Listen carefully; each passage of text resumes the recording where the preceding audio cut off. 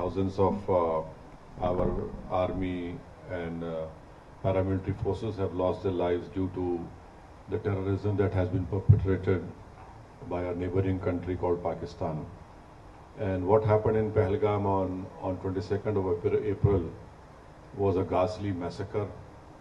And this was done by terrorists who who are Takfiri terrorists, who rounded up all men, separated the women and children, and shot dead all the men who were there, who had non-Muslim names and who could not pronounce or utter the kalima, and they were shot in their head. So this was the most gruesome massacre which took place in recent history in India.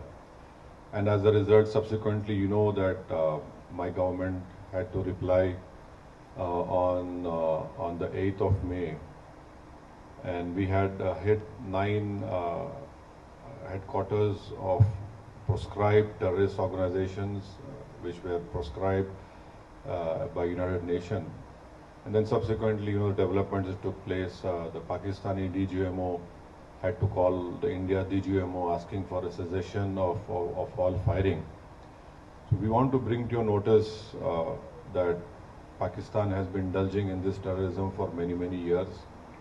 And there has been many questions that why don't you speak to them? Why don't you talk to them? Now, in recent past, when in Mumbai the famous 26/11 terrorist incident happened, wherein trained terrorists from Pakistan landed up in the financial capital of our country and started massacring people in a railway station. Then they shifted to 5-star hotels, and then they started massacring people over there. So fortunately for us, because of the bravery of the Mumbai police, one terrorist was caught alive. His name was Ajmal Kasab. The Indian legal system followed all the due process of law, and Ajmal Kasab was sentenced to death. And Ajmal Kasab revealed many things. Our agencies were capable enough to record the audio conversations which a terrorist group sitting in Pakistan were having with terrorists who were killing Indians in 5-star hotels. And those conversations, they were clearly telling them, don't lose heart, kill as many Indians as you can and you'll go to Jannah. This was the conversations that were recorded. So after 26/11, my government headed by the then Prime Minister, Dr. Manmohan Singh, late Manmohan Singh, the Indian investigators went to Pakistan, gave them all the evidence, the DNA and everything. And even some American citizens were killed in this terrorist act. But you'll be surprised to know that nothing moved forward. Many times Indian investigators went to Pakistan, Lahore, Islamabad, but nothing moved forward. What made Pakistan move forward in this terrorist trial was when Pakistan was put in the FATF grey list, and one such meeting was held in Germany, and India wanted one Sajid Mir to be indicted. So the Pakistanis cleverly said he's dead. But the moment this important meeting was about to take place in Germany, Pakistan comes up to the committee of FATF and says, Sajid Mir is alive. So can you imagine a country which was saying he's dead, suddenly he is alive, and then the Pakistani government says that our courts have convicted him for some 5-10 years. But the main culprits of 26/11 are still scot-free. They were convicted for money laundering, not for terrorism. Pathankot happened after my Prime Minister went to Pakistan uninvited. And I want to put it on record, I was the one who criticized him for going over there. There were many opposition parties who criticized, why did my Prime Minister went uninvited from Afghanistan to Nawaz Sharif's place? But our air base was attacked, and we lost many personnel over there. The Prime Minister said, Pakistan wants proof, you send your own team. Can you imagine any country inviting a neighboring country's spy agency to come to Pathankot. They were invited. They had seen, they were given all the records, but nothing moved, nothing happened. So this talk of, oh, why don't you speak to Pakistan? Who do we speak to Pakistan?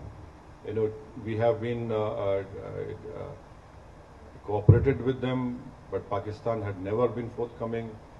So Pakistan army, Pakistan deep state is hell-bent on destabilizing India. We don't run, as our head of delegation must have told you, India does not run any terrorist camps. India does not indulges in any terrorism in anywhere.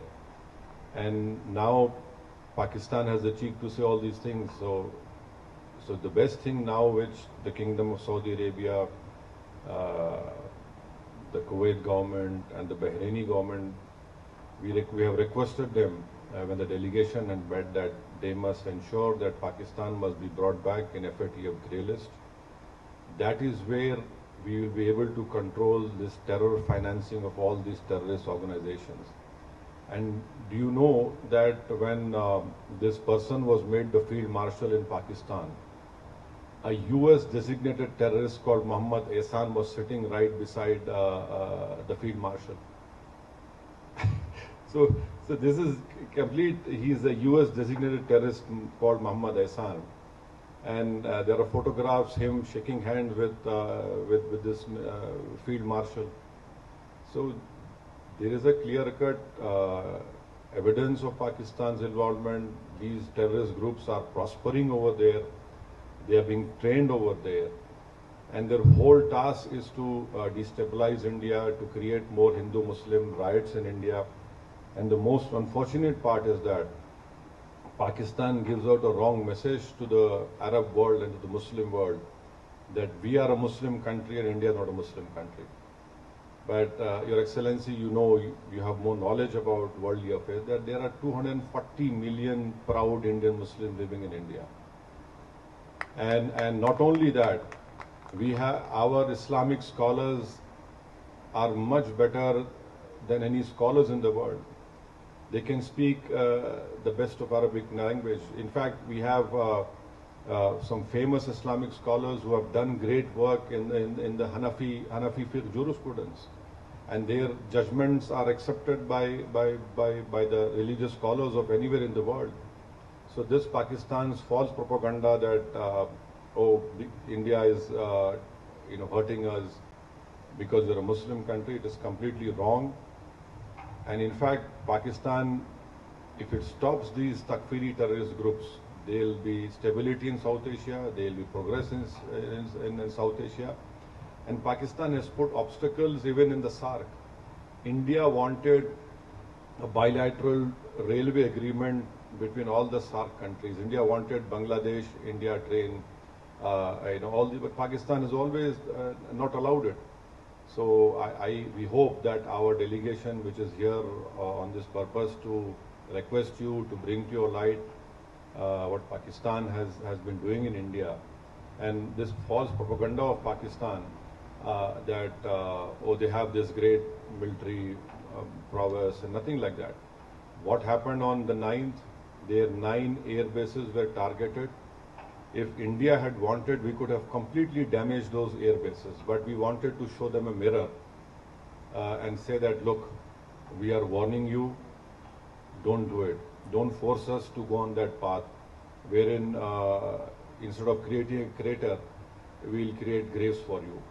But 9 terrorist organizations' headquarters were targeted, and another shocking thing was this person who led the namaz-e-janaza of all those terrorists who were killed over there. The namaz-e-janaza was performed by a person who's again a designated US terrorist. And in namaz-e-janaza you have these proscribed organization members along with the Pakistani army. So this is a clear proof, and this TRF, which is a new name for LET, we had gone to the United Nations not once, 4 times, and told the United Nations Sanction Committee 1624 that This is a new name of this terrorist organization. We said this in December 23, we said this in now May 24, and unfortunately our fears had come true, and we lost 26 young people. A girl who got married 6 days ago became a widow on 7th day. So these are all tragedies which we have been facing. So for us, this is not a matter of to do politics. Yes, when we go back, we'll be opposing BJP, we'll be opposing Nishikant Dubey tooth and nail. But here, this is a matter of security of our country, integrity of our country, and we would request the Kingdom of Saudi Arabia also that you have faced terrorist acts in May 2003 and 8 years ago at Aramco, so we hope that, and also you know very well that the Ulema Council of Saudi Arabia have given a fatwa against terrorism.